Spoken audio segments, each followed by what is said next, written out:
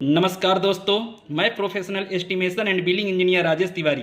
आज हम इस वीडियो के माध्यम से यह बताऊंगा कि अर्थवर्क का क्वांटिटी कैलकुलेशन कैसे किया जाता है, यानी ओजीएल से लेकर सबग्रेड टॉप तक में कितना हमारा क्वांटिटी आएगा, कितना हम सॉइल फिलिंग करेंगे, यही हम कैलकुलेशन इस वीडियो के माध्यम से करेंगे। तो चलिए हम जानते हैं, यह एक एक्सेल शीट के माध्यम से आपको बताते हैं। पहला काम क्या है, आपको एक सीट में पहला सीरियल नंबर आपका आ जाएगा 1 2 3 4 5 6 यानी 10 तक, जो जितना भी आपको लेना है। उसके बाद हम चैनेज लिखेंगे, किस चैनेज पर हम मिट्टी को फिलिंग कर रहे हैं। इसके बाद हमारा आता है एवरेज ओजीएल।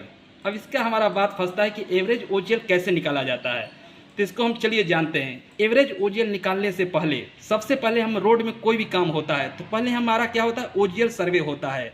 उसमें आपको यह करना होगा कि सेंटर का आरएल, सेंटर से लेफ्ट साइड में जितने ऑफसेट होंगे उनकी आरएल, फिर सेंटर से राइट साइड में जितने भी ऑफसेट होंगे उनकी आरएल, इन सभी को हम यदि एवरेज कर देते हैं तो हमारा एवरेज ओजीएल आ जाएगा। वही हम यहाँ पुटअप किया हूँ। अब बात करते हैं कि हमारा एवरेज सबग्रेड टॉप आरएल कैसे आएगा। जैसे हम एवरेज ओजीएल निकाला हूँ उसी प्रकार हमारा एवरेज सबग्रेड टॉप आरएल आएगा। जैसे हमारा सबग्रेड टॉप का सेंटर का आरएल क्या है तथा सेंटर से लेकर लेफ्ट साइड में जितने ऑफसेट होंगे उनके आरएल प्लस सेंटर से राइट साइड में जितने ऑफसेट होंगे उनके आरएल, यानी बोथ साइड सबका एक साथ में एवरेज कर लेंगे। सेंटर का आरएल, लेफ्ट साइड के जितने ऑफसेट हैं उनके आरएल प्लस सेंटर से राइट साइड में जितने ऑफसेट होंगे उनके आरएल, सबको एवरेज कर देंगे तो हमारा ए वैल्यू आ जाएगा। कोई भी वैल्यू हो सकता है आपके ड्राइंग के अकॉर्डिंग। अब बात करते हैं हमारा डिफरेंस। डिफरेंस का मतलब डेप्थ कितना आया, यानी ओजीएल से लेकर सबग्रेड टॉप तक में कितना डेप्थ है।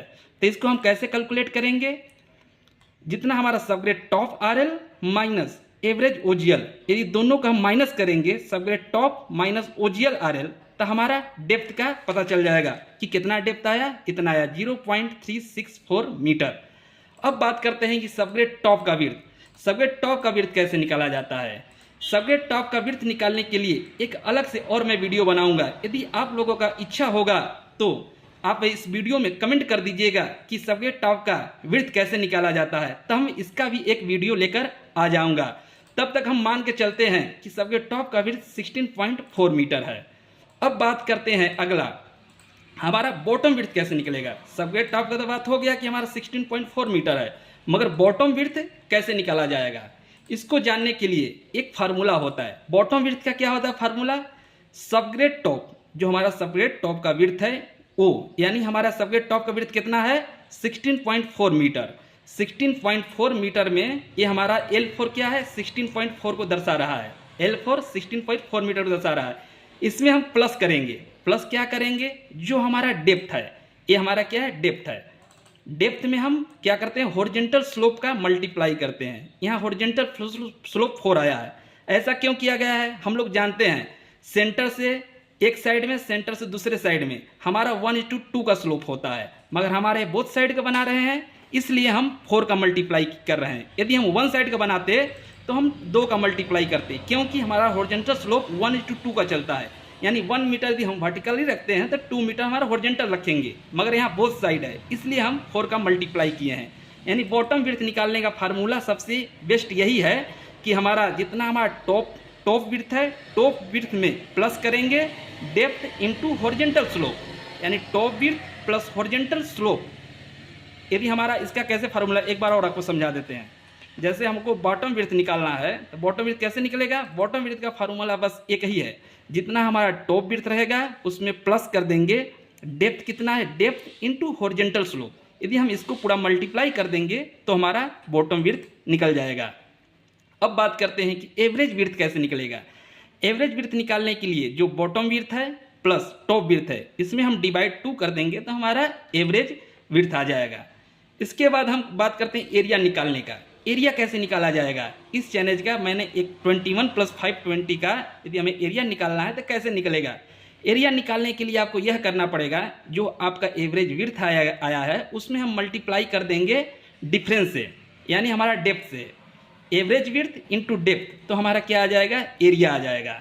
अब बात करते हैं मीन एरिया निकालने का। मीन एरिया कैसे निकलेगा, मीन एरिया निकालने का मतलब हुआ कि जिस चैलेंज का आप एरिया निकाल रहे हैं मीन एरिया निकालना है, उसके ऊपर चैनेज का एरिया प्लस ये नीचे का एरिया। जैसे हम निकाल रहा हूँ 21,520 का हमें मीन एरिया निकालना है, तो कैसे निकलेगा? हम ये करेंगे कि हमारा 21 + 510 का जो एरिया आया है प्लस 21 + 520 का जो एरिया आया है उसको हम एवरेज यानी 2 से डिवाइड कर देंगे। 21 + 510 का एरिया प्लस 21 + 520 का एरिया, ये दोनों को जोड़कर 2 से डिवाइड कर देंगे तो हमारा मीन एरिया आ जाएगा। अब हमें यहाँ डिस्टेंस आता है, लेंथ आता है, कितने मीटर का हम क्वांटिटी कैलकुलेशन कर रहे हैं। तो हमें पता है कि हमारा 21 + 510 से 21 + 520 हमारा कितना मीटर आ रहा है? 10 मीटर, यानी हमारा 10-10 मीटर के अंतराल पे हमको क्वांटिटी निकालना है। तो हमारा उसी प्रकार हमारा 10 मीटर का हमारा निकाल रहा हूँ, तो यहाँ 10 कर दिए हैं, हम फिल कर दिए हैं। अब इसका हम बात करते हैं क्वांटिटी कैसे निकलेगा, कि हमारा मिट्टी इस चैनेज पर्टिकुलरली 21 + 510 से 21 + 520 में कितना हमारा क्वांटिटी आएगा। तो इसका ये फंडा है, जो आपका मीन एरिया आया है उसमें हम डिस्टेंस यानी लेंथ से मल्टीप्लाई कर देंगे तो हमारा क्वांटिटी आ जाएगा क्यूबिक मीटर में।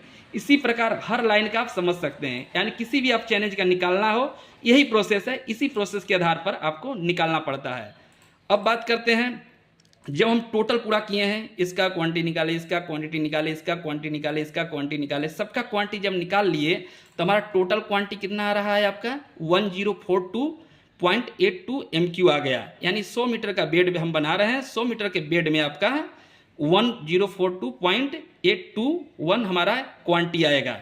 यदि यह वीडियो आप सभी मित्रजनों को पसंद आया हो तो लाइक, सब्सक्राइब, कमेंट करना ना भूलें।